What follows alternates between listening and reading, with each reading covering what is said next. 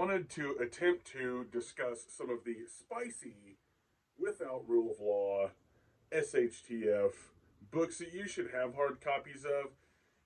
I'm not saying that you can't have some digital copies. I have some stuff that I have yet to get a hard copy of, which I'm going to mention in here. And if I'm talking about these books in a vague way, you either understand why or you don't. If I have to explain that to you, I don't know what to tell you.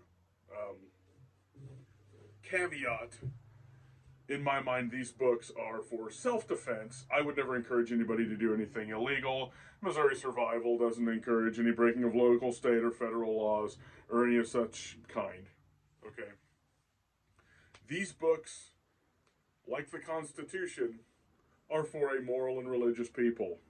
People who are not looking to aggress on anybody, but are looking to defend themselves and their family in a without rule of law situation.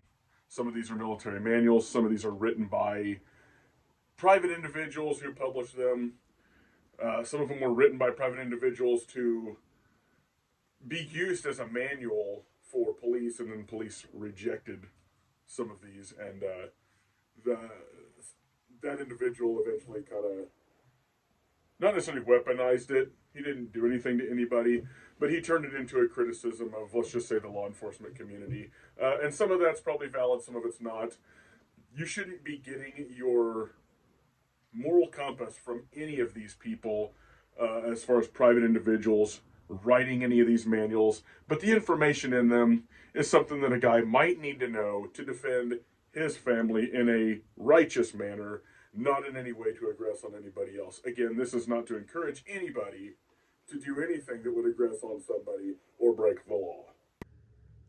So first up, the U.S. Army Special Forces Guide to Unconventional Warfare, Devices and Techniques for Incendiaries. Department of the Army. You can get this on a free download from your government because it is taxpayer-funded stuff. Okay, so without getting into some of the stuff in here, like I said, I'm going to be talking vague about this, but there's a lot of intelligent, let's just say, layouts for systems, for finding such items to create some of these devices, what have you. Ignition devices, igniters, let's just say, yeah, components to such things. All of this is public information, free to you from your government, or you can buy a print version. I am not looking to just show all the ins and outs of this. Some of this is overlap, okay, with some of the other manuals. Some of this is more advanced techniques than, say, the Improvised Munitions Handbook. TM31-210. Got this for like $7 at a flea market. $7.50, like 16 years ago. So it gets into some homemade pews. Different tools you might need, that type of thing. These are all the things that you might want to have in a hard copy. Some people are going to worry about downloading this.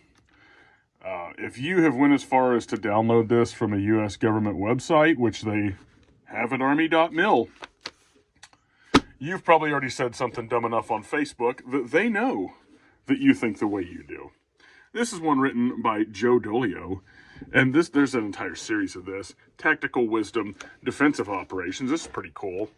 And this discusses, patrolling, organizing for defense, joint operations, crossing obstacles, roads, how to safely sneak up on, let's just say, an occupied area. A lot of this is what I would say is field craft. Okay, so this is stuff you'd want to have, and let's just say you could use for training exercises with your mag and things like that. You want to be well-versed in these things way beforehand. We're talking sandbagging a wall here in a way that is ballistically protected. How to do that in your residence. This is basically military defensive doctrine, tailor-made for the prepared citizen Minuteman that wants to righteously defend his family and his country. Okay, quality stuff, multiple manuals. There's one on medical, stuff like that. But we're just making this video about spicy books, okay? Yeah, author Joe Dolio, United States Marine Corps veteran, 20 years of experience, that type of thing. You should totally check out his website. And he is on a podcast. I forget the name of it. It's like the Council on Future Conflict. You should go find that on YouTube. Good stuff. They talk about current events. And dude is a Christian brother. Awesome guy. 100 Deadly Skills. And a lot of this is about securing residences. Tricks you can do to, obviously that's building a rainforest fire. There's survival stuff in here, as well as tactics and even some psychological discussion about, intruders and when they would come. And, there's some pretty in-depth stuff. And this is a Clint Emerson book. Super good. You should totally have this in your shit hit the fan library. And with all of this stuff, you should read it beforehand. And you should read it multiple times to get that kind of in your brain. Spark a fire with a mobile phone, which is pretty cool. I was thinking about doing a video on that at some point. But, everybody's got some broke electronics with some lithium laying around. So, yeah, simple stuff, cleaning frogs. I mean, all this stuff is good stuff. This is, I guess you could say, books for the Minuteman in that sense. The U.S. Army Guerrilla Warfare Handbook. And this goes into ambushes. This goes into, using terrain features to your advantage. Patrolling type stuff. There's just a ton of different things in here.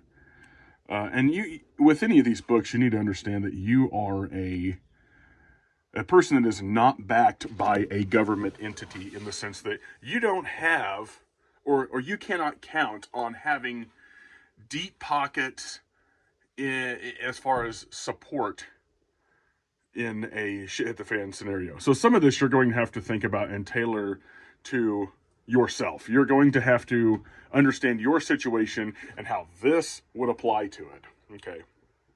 So that's the gist of this. And here are a couple of, let's just say, books I have in PDF that are the next couple of slides. Books I have in PDF. And let's just get to those, and I'll talk about them and probably repeat myself in the caveat of not getting your moral compass from these people. And you should never be trying any of this at your home. Again, don't be breaking any local, state, or federal laws. You are responsible for your own actions. I am not encouraging you to do this. All of this is fictional and for Minecraft purposes, in a scenario that'll probably never happen. And this is all just mental masturbation. So let's get to the next book.